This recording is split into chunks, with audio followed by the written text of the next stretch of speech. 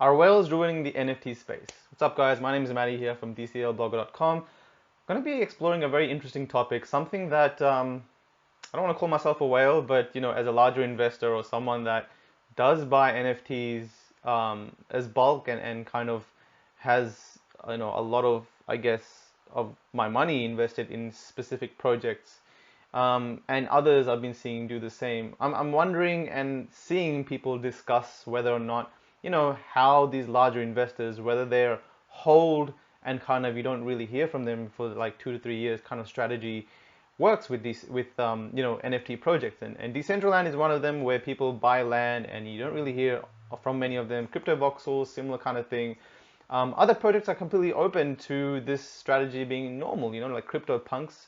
You can totally hold these NFTs and disappear for a while, and it doesn't change the game, doesn't change the project. That's the way it's designed to be. So let's kind of discuss some of these and the pros and cons, what we can do as a community individually as these projects are, to address these points and kind of solve these issues that we're kind of facing. But more to just open up the discussion and hopefully get more people working together. So if you guys have been involved with my earlier work, you would have known me, in the first 1 or 2 years of me in the space was really just me buying and selling stuff. I mean, I got into land. This is my blog here, dclblogger.com. If you kind of scroll, if you scroll all the way near the middle-ish bottom, pretty much smack bang in the middle, you'll see some case studies. And the case studies are really just me talking about how I made profit buying and selling land initially, and then it kind of moved to different cards, etc. and Ethereum on and whatever I could basically flip, right? And people like me come from a background of cryptocurrency investing. That's what we did. We bought Neo for $5 and sold it for $15, or we bought Bitcoin for $300 and we sold it for $1,000, or whatever we did to make money. And the NFT space is a lot of these kind of people. They're people that are used to this kind of activity because that's what blockchain was about for the dominant part of the last 2 to 3 years, right? Or the last 5, 6 years. It was a lot of speculation, and that's why the prices may be what they are. There's a lot of strong tech behind it. There is no doubt, and the people behind the tech is really what makes this place amazing. But it doesn't stop the kind of entrepreneurship activity that we see dominant here. So, people now coming to the NFT space, it makes sense to them. That's what you do. There's a land pre-sale for a project. You buy some land and you just kind of leave it and you sell it 6 months later. Hopefully the project grows in value. That's what historically the activity was with cryptocurrencies.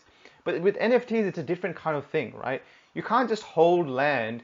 You can't just hold big pieces of land. And if you go to the Decentraland marketplace, and the only reason I'm going to the Decentraland marketplace, guys, is because that is, Decentraland is a project that I know best compared to, say, Crypto Voxels or Somnium Space or the Sandbox. I don't know the other ones, so I can kind of speak on behalf of Decentraland and the kind of challenges that the community has faced. We see some massive estates here, like this one, right?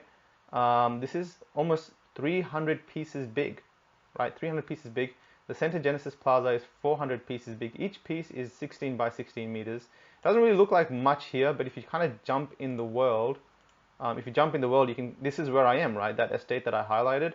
You can see in the top left, I'm walking around. There's open barren land. There's some stuff deployed, and that's not because the owner has deployed it. Actually, it's because whales in Decentraland that own tons of land can put their land towards a land pool, which allows creators to deploy to that land. So even though these lands are not really touched and the wallet hasn't seen much activity, the landowner hasn't built anything himself, people can deploy on his land. And that's one way to solve this issue, is to kind of get the land ownership separated with the land usability. So you kind of walk around and you can see we're still top left. If I open up the map, we're still this little dot in this whole thing. So let's just say this whole place was empty, completely empty, right? You wouldn't be seeing any of this stuff, like all these cool little builds that you see around you. Like, you wouldn't have been able to see any of this. The only reason we are is, again, because of the whole land permission thing, right? You can kind of see there's this, I don't know what this wacky build is over here. Let's kind of check it out real quick. Okay, I don't know if I can't get in it, but it seems like there's some ogre or something playing some kind of instrument. But you guys get the point, right? Let's just say the only reason I pulled up Decentraland is so that you can see if this thing was empty, this whole thing would be green and there'd be nothing here, and no one's going to really enter this space if the whole thing is empty, right? And we jump back to, if you go to my Twitter, you go to the places where people have built cool things and are really using the tech. You can see that there's some shoes being designed. People are opening galleries, crypto voxels. You can see all this stuff. Like, this is done from completely open land. Like, this was just a black empty piece of land, and you can see Devil has created a pretty cool swimming pool type of thing. Very, very awesome, honestly. Like, I wouldn't think this is possible in Decentraland, but again, sorry, crypto voxels, but again, they always seem to blow me away. So, they're the builders behind this stuff. You can see some pixel art being made, some Coldy art. You can see, Vandal breaking it down for us for Decentraland, performing, Mintbase opening their gallery, and that's where people are, right? People go to where these places open and where there's activity, where there's art to see, etc., etc. So, what do whales do? So historically, do whales actually spoil the space? I think, there's multiple types of whales. There's the whales that come in, and you can't really blame them. You can't blame a model that's designed to get people spending a lot of money. That's how the NFT space is currently designed. It's not designed as, that's why there's scarcity involved. Scarcity drives value. It attracts people with money to put their money in, because with scarcity, as long as there's a limited supply and demand increases, the price or the value of whatever you hold, the price of that increases, right? So these models where there's auctions, there's pre-sales, there's there's auctions, there's pre-sales, there's these mechanisms put in place where, for the next 24 hours we're holding the sale, and there's only 100 to buy, and you can buy, there's not going to be any more sales for this for the next like 6 months. It influences people or investors or speculators to jump in and purchase these items. So auctions and pre-sales and whoever's running the majority of these projects, it's kind of designed to attract investors. And investors are important in the sense that they put their money in, they fund the creators. So, Crypto Voxels, Decentraland had an ICO, Crypto Voxels sold land, the Sandbox is selling land. None of these projects would be possible without investors putting their money in to sustain the developers, to allow developers to hire more people, etc., etc., etc. But of course, that doesn't justify them on sitting still with land or whatever needs to be done, right? So there definitely is a middle ground. And I think Decentraland has shown that it is possible to kind of have a land pool and open it up to developers that want to deploy. And I think whoever has land projects like this is a good solution. But in time, there should be better ways to contact each other and get this done. But there definitely are some projects, and we'll kind of explore them here. There's definitely some projects where it doesn't even matter if you're a whale or not. It doesn't affect the utility of the project. So Gods Unchained, another project where there's some whales here that own a ton of cards, right? So you buy cards and you can verse them. It's kind of like Hearthstone. It's really cool. Graphics look really, really awesome. Limited and scarce. The scarcity built into these cards. There's only X amount per card. Each card has a chance of being a different shine. So you can see this one is Shadow Shine. There is a shadow thing around it. This one's Diamond. This is the rarest. There's only like, I think, 0.5% for your card to be Diamond. This is normal. And then, so you got Diamond, Shadow, Normal, and I think you got Gold as well. So you got this shine. So you can have the same card in 4 different shines, Gold being the rarest, right? So you can have whales speculating, buying a ton of different cards, but it doesn't change the gameplay because people still can own the simple meteorite card that are 0.0026 Ethereum. And there's so much supply of this, and yes, it is limited, but the supply is so big that, it doesn't really change the price that much. And you can kind of hold on to the diamond ones if you want to be a speculator or an investor. It doesn't matter if these are seen in gameplay or not. You still see, Namebinder Zalzi, you'll still see the normal version of him played in game. So some are designed to be okay for that. And like I said, CryptoPunks. CryptoPunks is 10,000 pretty little pixelated punks that, there's only 10,000 of them. So you can hold a CryptoPunk happily. And there's no real utility to these. There's just like collectibles, right? That's what they are. You collect them, you display them, and like it's the metaverses are really trying to find a way to do something with these. You can display them as art. You can maybe print them on a shirt. But for the most part, you can totally take them out of circulation and no one would really care because it doesn't affect the project. In fact, by taking them out of circulation, you're making the other ones more valuable. So it's kind of an opposite system. So depending on the project and depending on the specific whale and what they're doing, it really does change whether or not whales ruin the NFT space. I think they definitely have the ability to ruin the NFT space. If I suddenly bought in a few $1,000,000 and I bought some of the biggest lands in Decentraland, I just bought them out. I just bought this out, I bought these out, I bought this land out, this massive piece out, and I kind of just bought some big ass chunks out, and then that land over time just was empty land. Then, the good thing about Decentraland is it's very, and there's a really good map here that depicts this Decentraland map. But during the auction, even though there was many whales, you can see that there's a really healthy spread of investors. Look at this image here. There's some big whales. So this is the first auction and distribution, each color depicting a different wallet. And you can see, yeah, there was some whales that went pretty big, but there's a pretty decent spread of different investors that own different wallets that own different land. So say this piece went away, that would probably be pretty devastating because it's connected to center genesis, right? This is where people spawn. So if they just walk out into empty land, yeah, it would affect Decentraland. But hopefully that doesn't happen, and they've kind of tackled that by opening it up and opening up the land to have people deploy it on that land wherever they want because it's part of a land pool. So, there is space for investors to hold and investors to flip because that's what this is. This is an opportunity for many. It's an opportunity for people to come and flip and invest and sell at a later date. It's an opportunity for people to come and create, push the technology as much as possible. It's kind of the difference between does the Ethereum, market activity affect the people building on the tech of Ethereum? It does. And if people kind of swing trade it from $200 to $1,000 and kind of day trade it and push the price up and down, and people, pump the price here and there, then it does provide a volatile environment.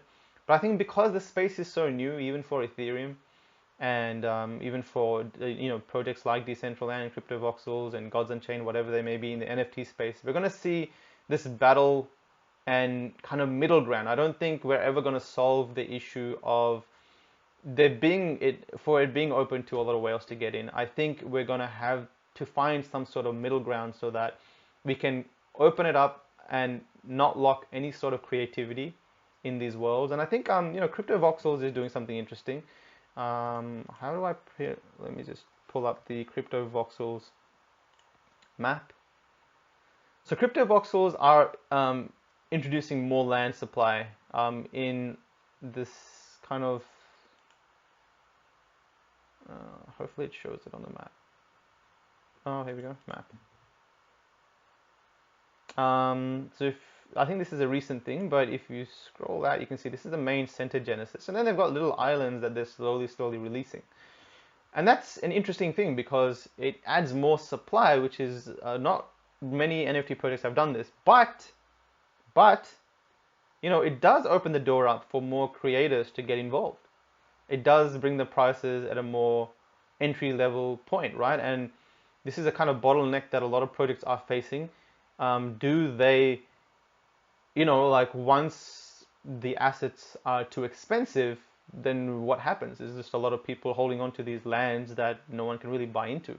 So if the current community and ecosystem doesn't develop and is not willing to drop the price anymore, then you just got a flatlined ecosystem, right? If no one was happy to buy Decentraland lands at $500 or $1,000 a piece, then suddenly you just got, that's the only ecosystem, that's the only people or community that will be building on it.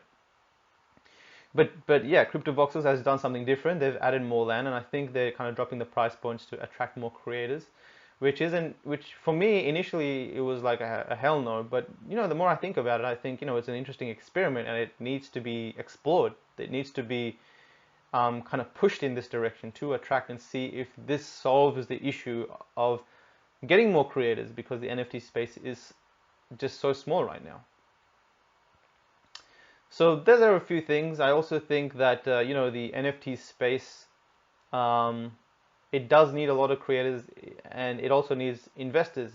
The reason why a lot of people came rushing to Decentraland is initially because of the proposed virtual world and the whole concept of buying land and all that kind of stuff. But it was also the fact that every now and then you'd see a record sale for 100,000 USD, or you'd see like 1 million mana sale, and everyone would be like, whoa, what the hell happened here? It'd get some press, it'd get some news, and people would come rushing. Maybe BBC will write an article about it, or CoinDesk will mention it, and more people will get involved in this sort of news hype cycle. Will bring more investors and bring more creators.